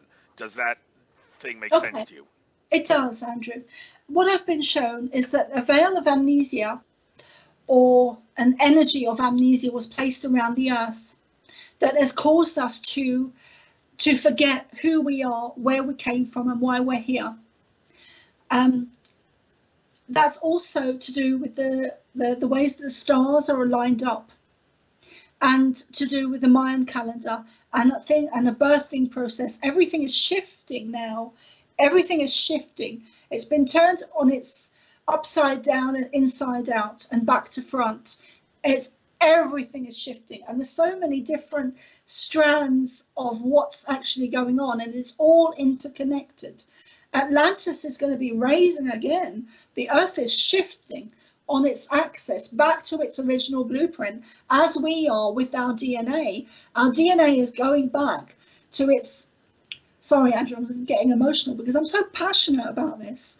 You know, this has got nothing to do with me. It's the information that's coming through. And I didn't have any secondary schooling. I didn't have any education, secondary education. The Pleiadians stopped me from going into the school system. And they told me word for word. So, because if I had have, I would have been lost to them. So I know that this stuff doesn't come from me. So everything is changing now. The world, the Earth is changing back to our original blueprint. Our DNA is naturally changing back eventually to its natural state of DNA that was changed intentionally by negative ET energies at the time of Atlantis. Our DNA is also being assisted by positive ET energies or star nations like the Pleiades, who are helping to raise our energy, our consciousness on Earth.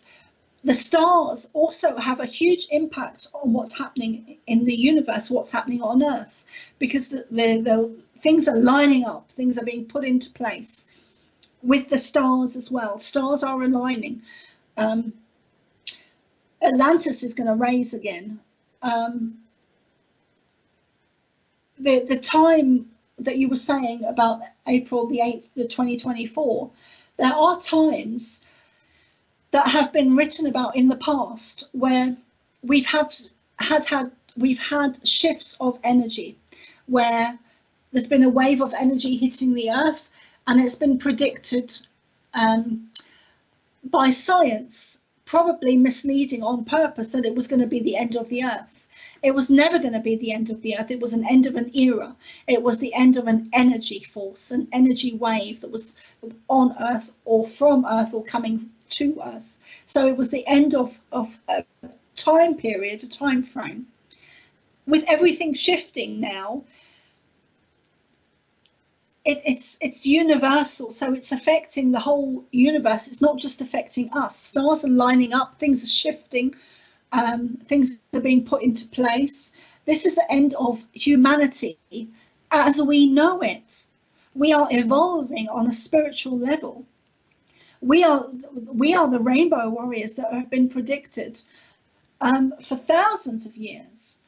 I don't even know when that prediction began, but most of the ancient sacred people have been wiped out because of their spiritual knowledge, their understanding of who we are and where we came from. It has nothing really to do with religion or with colour. The Native Americans, the Irish, the Blacks, the Jewish, the Aborigines, I can't name all the others because there's such a long list of them. They were all spiritual people, and they've all been nigh on wiped out from the face of the earth, and had their power taken away from you. Had their power taken away from them. So a classic example is the Native Americans, classic example. So and the Egyptians as well, the same thing happened, and the Mayans as well, same thing happened. There's so many different tribes, and they were all spiritual. They've all had their power taken away from them. It's nothing to do with religion, nothing to do with colour. However, it always seems to be the white man that goes in and takes land. Yes, someone taking land, always not a very pleasant sight, just like what happened with Columbus, who was a despicable man, invaded, I should say, yeah, invaded America. But anyhow, I want to get on to a couple of other subjects here on the Pleiadian School of Light thing. Now, you say religion is created by the bad guys, and it was. However, that does not mean that there's entities of light that are influencing that to make sure that it's not screwing us over. That gets into the thing here: angels, ascended masters, guides, and higher beings of light. Now, one quick thing I want to say before I give you the chance to talk about this.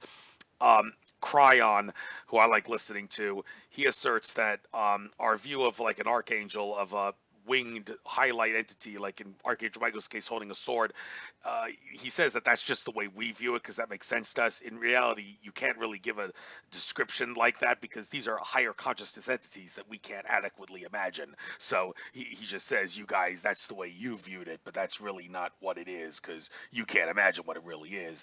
And he's also said that spirit guides should not be thought of as other entities. He should be thought of as parts of you, your soul. As you came into Earth, yeah, part of you, your soul, is incarnated in a DNA skin suit human body, but other parts of you, your soul, are around you as spirit guides, and that would make sense if you are infinite consciousness, you're everything that is. And well, does that make sense to you? Do you agree or disagree with all this? I agree. I absolutely agree. We are shown things so that we can understand them, and that includes images of how they look, so that we can resonate with them. A lot of the time in history, angels were not angels, they were actually star nations that came from above, came from the heavens, came from the skies, that came down. You often see them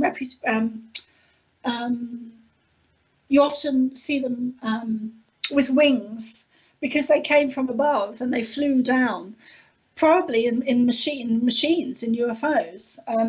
When our DNA was changed at the time of Atlantis, we stopped having the ability to see them and to connect with them. So they've never gone anywhere. What's happened is our DNA has been lowered so that we no longer have the vast majority of us no longer have the ability to connect with them or see them clearly with our sight, with our eyes. They have not gone anywhere. They've always been here. They've never left.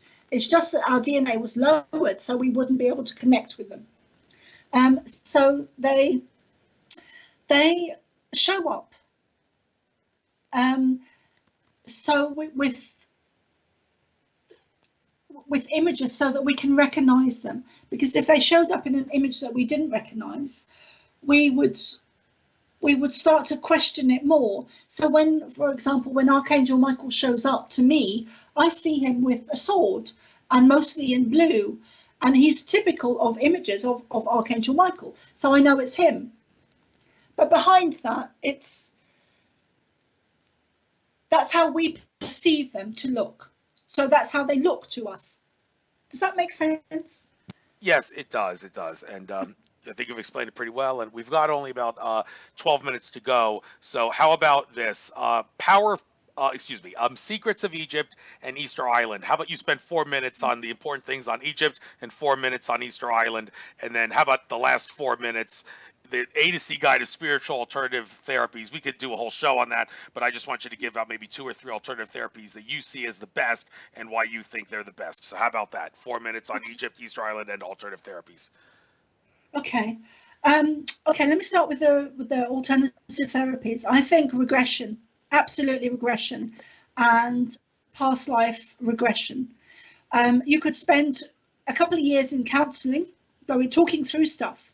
When you see it and you see that had a past life in Egypt and your power was taken away, and this happened and that happened and that happened, you can correlate to it to now, and why you have a bad back, or why you have a problem with your throat and speaking out, or why you have a problem with your hearing, or perhaps you were shot in the leg and now you have a problem with your leg. So our past lives do affect our life today.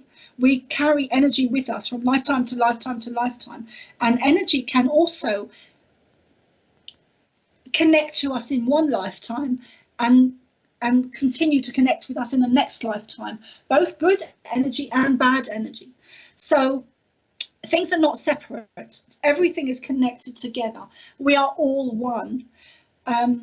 The around the earth, at some point in history, we were to do with the war of the worlds, we were massively attacked en masse in large groups, came and attacked us in large groups. So large groups of ETs came and attacked us on Earth, and we built tunnels, we built hideaways beneath the Earth, we built secret places where we could shelter and be safe, mostly from them.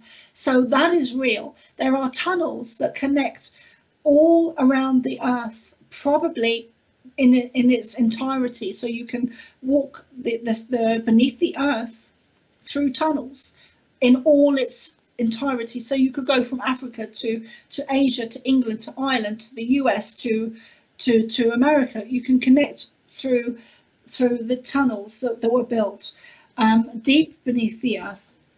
Egypt is one of them. Egypt was one of the first places that had tunnels beneath Egypt, and that's been proved now by Sarah Parcak, P-A-R-A-C-A-K, I think, where she's a satellite archaeologist, and she's proven now that through satellite imaging that there are tunnels, vast amount of tunnels, and things beneath Egypt that lay unhidden from us. So there is a connection between all of the sacred sites, like Egypt and Easter Island, where so every every ancient site on Earth has a secret tunnel beneath it, because they were sacred people, they were ancient people, and they had vast knowledge and awareness, and they were being targeted because of that. It's not a war on colour or religion, it's a war on awareness. Keep them down. So we did build tunnels beneath the earth, especially the sacred sites like Egypt and all of the sacred sites around the earth, including Easter Island. And the Easter Island, whenever I look at the statues, I was told about this, and I've written about it in my book. It was channeled to me that there is a group of 13 statues on Easter Island, and when you look at, and I forget now what they channeled to me, but there's something about 13 statues on Easter Island, and 13 sacred sites, 13 statues, 13 star signs, 13 crystal skulls. Yeah, okay, you continue to say that there was an Ancient Aliens episode about Easter Island where they did mention how the statues could represent some number, and I'm thinking maybe it was 13. Yeah. So you may want to check that out, and people may want to check that out for themselves. But continue. It's in my book. It's in my book, Andrew, that I wrote in 2009. Oh, okay. I'll check that out too. But the Ancient Aliens episode is another place where people can quickly check on it to look into it. But so there's. Sorry to interrupt you, Andrew. I'm just trying to get out the info. I'm the one who should apologize for interrupting, not you. But continue. It's okay. So there was something else I was going to say then. I've forgotten now what it was. About the 13. You kept saying 13 stars. 13. Well, or are you done with that? No, it was before that. Oh, I don't know what was before that. So sorry. But I just want to talk about Egypt, the Easter Island, and the alternative therapies. We've got about 8 minutes left. 7-8 minutes. So if you want to get out some last things and then get out what maybe your material, anything you like, your events, anything. If you sell anything, you can give out a sales pitch to close the show out. So I'll let you finish. You got the floor. Okay. Okay, thank you, Andrew. So what the Pleiadians showed me in the early days when I consciously started to channel them, 2009, it was actually through a guy called Joshua Shapiro, who at the time I didn't know who he was or what he did. He just sent me an email saying, hi, I think we should work together and blah, blah, blah. And through him, I began to channel the Pleiadians. He really opened the door for me. And we're not really in touch these days, although I do say hi every now and again, but he really opened the door for me. So I was thinking about it the other day, and I was thinking they must have told him my name. The Pleiadians must have told him my name in order for him to send me an email from random, halfway across the world. And they must have. And what they showed me at the time, after he'd contacted me, was that they have a book. The Pleiadians have a book with a list of all our names in it. So it contains all the names of the starseeds that were sent here, that came here, that were brought here, that chose to come here. It's all our names in it. So that was interesting. But Egypt has vast amounts of knowledge that are kept and hidden from us. Some of it has been found, not all of it. When I was 12, I believe I was 12, I walked into the lounge, and on the news was the Sphinx.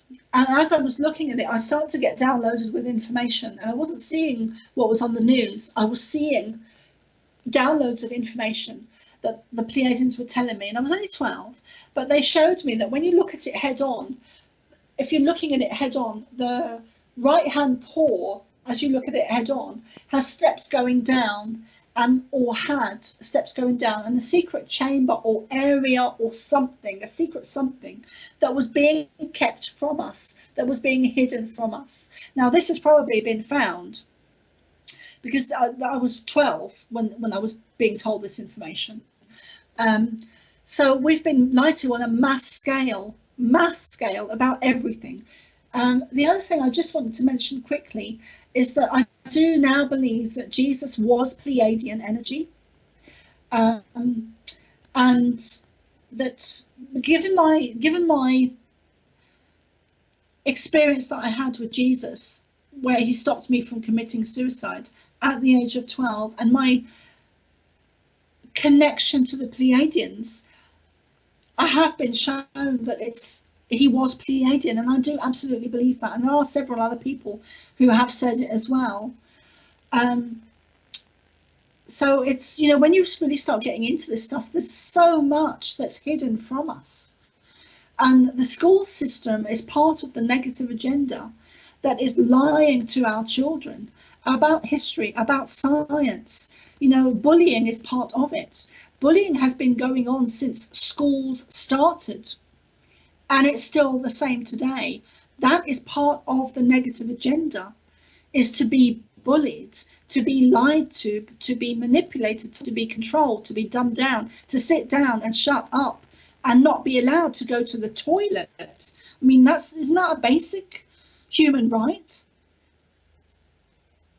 Well, if a kid tries to abuse the "may I go to the bathroom" in order to cut class, then they're kind of doing it the wrong way. So maybe that's the idea behind setting a threshold on bathroom time. But yes, if you gotta go, you gotta go. So I mean, but since you mentioned that, do you agree or disagree with the idea that classrooms are good for humanity? I mean, saying children should be out playing, not in a classroom. Well, Yeah. okay, but what good is it if they're ignorant of how things work? I mean, isn't a classroom good to some extent? And how do you draw the line between? Yeah. We need to educate our children. We absolutely need to educate our children.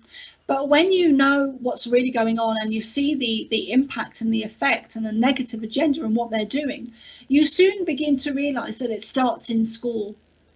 The negative agenda has set up the school system from the get-go, from the very start, in order to control the children, to take away their control, take away their thoughts, their beliefs, their intuition, their everything. It dumbs them down. So yes, educate the children, teach them how to sing, how to dance, how to laugh, how to be in nature, how to grow food and vegetables, and how to communicate, how to be intuitive and psychic and aware and awake, and how to communicate with plants and animals and trees and stars and star beings and Jesus. We are not alone in this universe, and the very opposite is true. The very opposite is true in schools. So yes, we need to educate them about our real history, about what's really going on, about our real science. The vast majority of science and history and our technology that we're told about, and pharmaceutical companies, is a complete lie. And yet we're teaching our kids this stuff that is nonsense, that energy, that we don't have an aura. I mean, that's one of the first things that is one of the basic things. So, you know, I'm not saying that teachers are bad and evil, because they're not. The vast majority of them are not. I'm sure that there's, you know, some of them are and some of them are not. But they're puppets being ruled by a system that does not have their best interests at heart. So, you know, yes, teach the kids, absolutely. But when I look at kids today and they're 16 and they've just come out of school, they've got no self-esteem, they've got no self-worth. They can't look at you in the eye. They feel down, they feel depressed, they don't know who they are, they don't know what the world is about, they don't know where they came from, they don't know where they fit in, they don't feel like they fit in. They're so conditioned, and they have their power taken away from them at such an early age, at such a mass scale, that it's cruel. It's absolutely cruel to send your child to a school knowing that the bigger picture and who's controlling the school system and systems and how it's run and why that's why the school systems were set up. They were set up to control and manipulate and dumb down kids, dumb them down. Yes, educate them, but educate them in a way where they learn stuff that is valuable, that is our true history, that has value, not some science that was written back in the 1400s that says we came from apes, because that is utter nonsense. We came from apes. We did not come from apes. Thank you for giving your take on that. So, all right, to close out the show, you can make your sales pitch now, get out your website, anything like contact info. Since you're from the UK, I don't really expect to be going to any events that you're going to. If you want to come to America, you're more than welcome to. Maybe I'll see you at a conference here if you do. Although it's interesting, I found a coin in the street that was a €1 coin, of all things to find in America. It's a French euro coin. Maybe that's a sign that if I find my dream girl, I should take her to France on my honeymoon. But that may actually happen this year, because that's a sign in the Chinese zodiac for tigers like me to find our dream girl. But okay, I'm babbling and digressing. This is your chance to have glory. You can, your events, your services, your website, close us out, contact info. You got the floor to close. Thank you, Andrew. I just want to say, whenever I find coins, to me, it's a sign that I'm going to be going to that place. So hold on to that coin, because it means you're going to be touching that money in the future. Okay, so I just wanted to say thank you to everyone for listening. I know that I do get passionate about this stuff. My intention is not to put fear into you. It's absolutely not. My intention is to share what I know to be true, is to help to raise your energy, raise your level of awareness, raise your level of consciousness. And I do that with times. I do it with passion. At times, you may see me on interviews where I'm very laid back and quite passive and don't talk in the same way I'm talking now. So there's times I get very passionate about it, and I'm in that place now because of the severity of the time we're in on Earth. We need to take our power back. We need to stand up and use our voice and meditate and come together. If you want to have a look at my website, it's thepleiadianchild.com.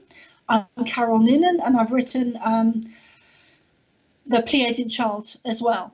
I've written another book which I'm going to have to update because I'm still in mid-flow with it. I thought it had finished, but I'm now having to add to it because channeling is coming to me on a daily basis from the Pleiades. So don't order it just yet, or no, actually do order it now. Get it while you can because it's free, but know that there is more info coming on a daily basis.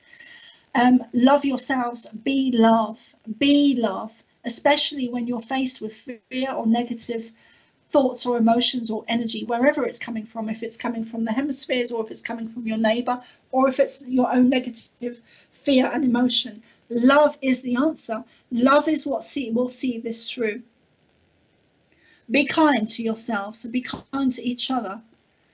Step into your own power, take back your power, take action and be love.